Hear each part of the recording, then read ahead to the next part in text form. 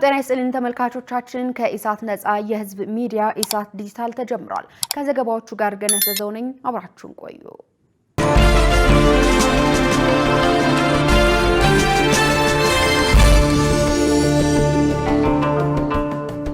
ወጣቱ ትውልድ ህብረትና አንድነቱን በማጠናከር ሀገሩን ከጠላት መጠበቅና በእድገቷ ላይ ሊሰራ እንደሚገባ ተገለጸ።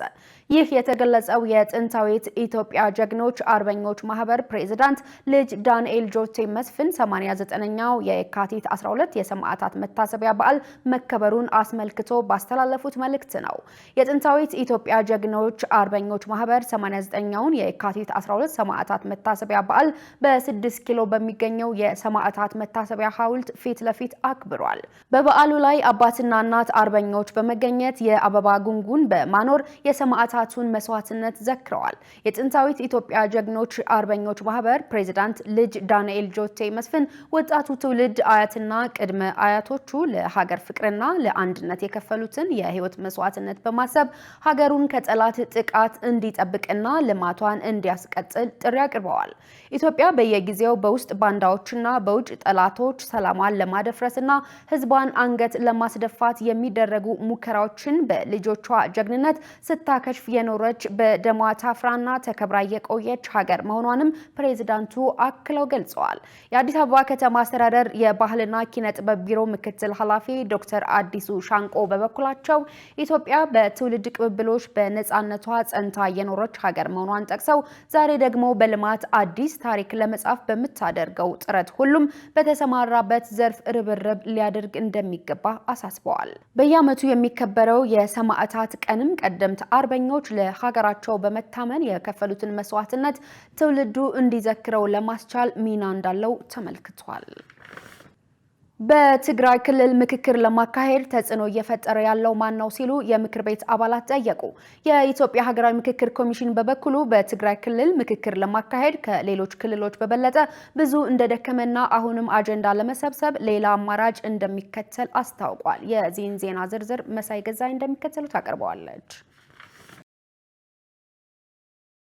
የኢትዮጵያ ሀገራዊ ምክክር ኮሚሽን የ4 ዓመታት የስራ ክንውን አፈጻጸሙን ለሕዝብ ተወካዮች የምክር ቤት አባላት ገለጻ አድርጓል። የኮሚሽኑ ዋና ኮሚሽነር ፕሮፌሰር መስፍን አራያ በገለጻቸውም ባለፉት 4 ዓመታት ውስጥ ላለመግባባት ምክንያት የሆኑ ጥያቄዎችን ወደ ምክክሩ እንዲመጡ ከማድረግ ባሻገር በተለያዩ አካባቢዎች ትጥቅ አንግበው ሲንቀሳቀሱ ከነበሩ ቡድኖች አጀንዳ ማሰባሰብና ሌሎች ስራዎች ማከናወን ስለመቻሉ ተናግረዋል። ይህ በእንዲህ እንዳለ ኮሚሽኑ ባለፉት 4 ዓመታት ውስጥ ያጋጠሙትን ተግዳሮቶች ዋና ኮሚሽነሩ እንዲህ ይገልጻሉ። ኮሚሽኑ ከትግራይ በቀር ሁኔታዎችን በመቋቋምና የተለያዩ አማራጮችን በመጠቀም ስራዎች እንዲከናወኑ ጥረት ተደርገዋል። አንዳንድ የፖለቲካ ፓርቲዎች በራሳቸው ምክንያት በምክክሩ አለመሳተፋቸው ተግዳሮት ነው። የታጠቁ ቡድኖች ተሳትፎ በትግል ውስጥ ያሉ ወገኖችን ለማሳተፍ ምቹ ሁኔታ አለመኖሩ ሌላው ችግር ነው። ተጨባጭ ውጤት ለማምጣት ግን ከመንግስትና ከታጣቂዎች አሁንም ተጨማሪ ጥረቶች ያስፈልጋሉ።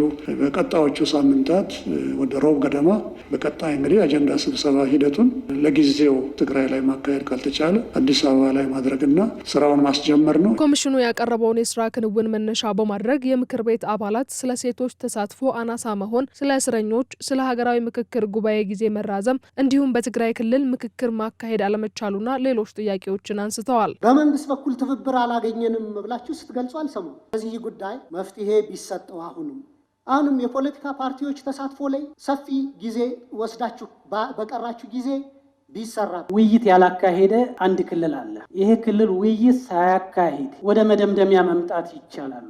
የትግራይን ህዝብ ያስተዳደረ ያለው የጊዜያዊ አስተዳደሩ አሁን እናንተም እዛ ህዝቡ ጋር ኮሚኒኬት እንዳታደርጉ እያገደ ያለው ውይይቱ እንዳይሳካ እያደረገ ያለው አካል ማን ነው የሚለው ነገር ክሊር ቢደረግ ጥሩ ነው። ህዝቡ በተለያየ አጋጣሚ ፍላጎቱን እየገለጸ ነው ያለው። ካሉት የህዝብ ቁጥር 50% በላይ ሴቶች ናቸው። ግን እየተወከሉ ያሉት ደግሞ 24 ብቻ መሆናቸው በኢትዮጵያ ውስጥ በነበሩት ችግሮች ደግሞ ይበልጥ ተጎጂ የሆኑት ደግሞ ሴቶች ናቸው። ይሄን ለማስተካከል የተቀመጠ አቅጣጫ ካለ የተነሱ ጥያቄዎች የኮሚሽኑ ምክትል ኮሚሽነር ሂሩት ገብረስላሴ ምላሽና ማብራሪያ ሰጥተዋል። በሌሎች ክልሎች በአማካይ 3 ኢንጌጅመንት ነው የሚኖረን። ትግራይ 20 ኢንጌጅመንት አድርገናል። ከሌላው ክልል የበለጠ ብዙ ለፍተናል። እኛ ጥረት በዚህ በዘር ሳይሆን በአጠቃላይ የሰው ልጆች መብት ተከብሮ ያላግባብ መታሰር ከሌለባቸው መታሰር እንደሌለባቸው ግፊት እናደርጋለን። ግን ገፋ አድርገው መንግስት ምንም እርምጃ ካልወሰደላችሁ ይሄንን ለምንድን ያላገለጣችሁት ለተባለው ጥያቄ እኛ አክቲቪስቶች አይደለንም። አሁን የቀረን ዋናውን ጉባኤ የመጥራት ጉዳይ ነው። ይህንን ለማድረግ የሁላችሁም ድጋፍ ይፈልጋል። በመጨረሻም የእንደራሴዎች ምክር ቤት አባላት በትላንትናው ዕለት በተካሄደው አስቸኳይ መደበኛ ስብሰባ የምክክር ኮሚሽኑ ስራ ለተጨማሪ 8 ወራት እንዲራዘም በውሳኔ አጽድቋል። ግብርና በአግሮ ኢንዱስትሪ ፋብሪካዎች ካልተደገፈ ውጤታማ አይሆንም ሲሉ ምክትል ጠቅላይ ሚኒስትር ተመስገን ጥሩነህ ተናገሩ። ምክትል ጠቅላይ ሚኒስትር ተመስገን ጥሩነህ በማህበራዊ ትስስር ገጻቸው ባስተላለፉት መልእክት ዛሬ ከጠቅላይ ሚኒስትር ዶክተር አብይ አህመድ ጋር የነቀምት የተቀናጀ የግብርና ኢንዱስትሪ ፓርክን ጎብኝተናል ብለዋል።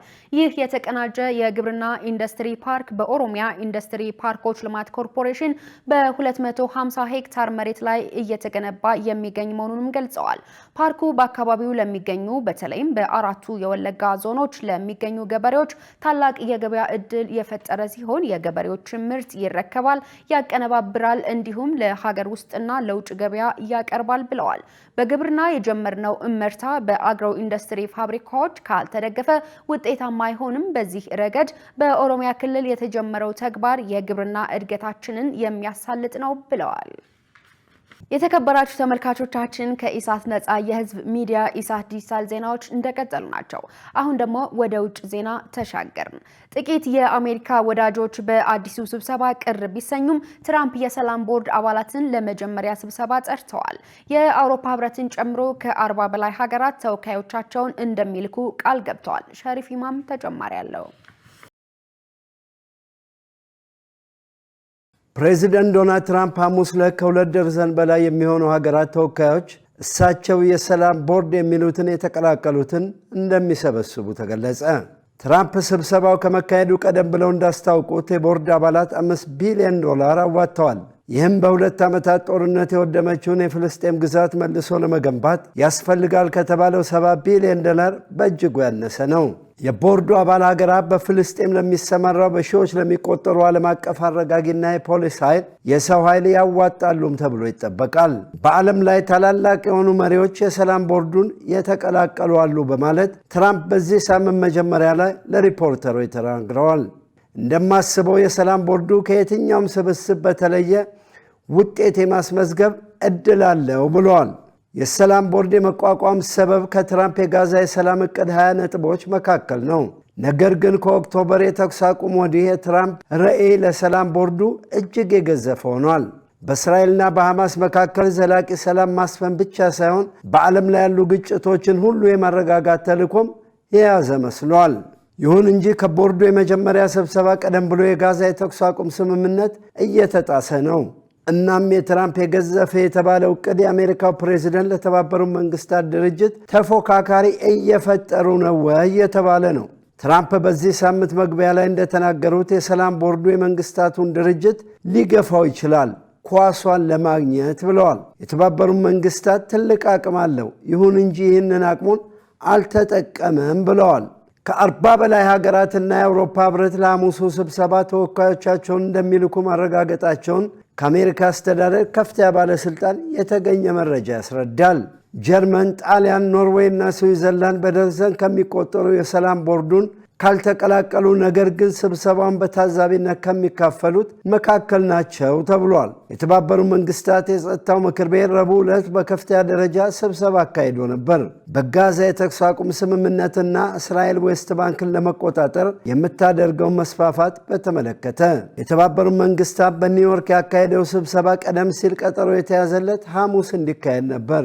ይሁን እንጂ ረቡዕ እንዲደረግ የተወሰነው ትራምፕ በተመሳሳይ ቀን የሰላም ቦርድ ስብሰባ እንደሚካሄድ ካስታወቁና ሁለቱም ስብሰባ ላይ መገኘት ያለባቸው ዲፕሎማቶች ችግር እንዳይገጥማቸው በማሰብ ነው ተብሏል። በተባበሩት መንግስታት የአሜሪካው አምባሳደር ማይክ ዋልትዝ የሰላም ቦርዱን በተመለከተ ጥርጣሬ ላላቸው ለተባባሪ ሀገራት እንዳሉት የሰላም ቦርዱ አያወራም፣ ይሰራል ብለዋል።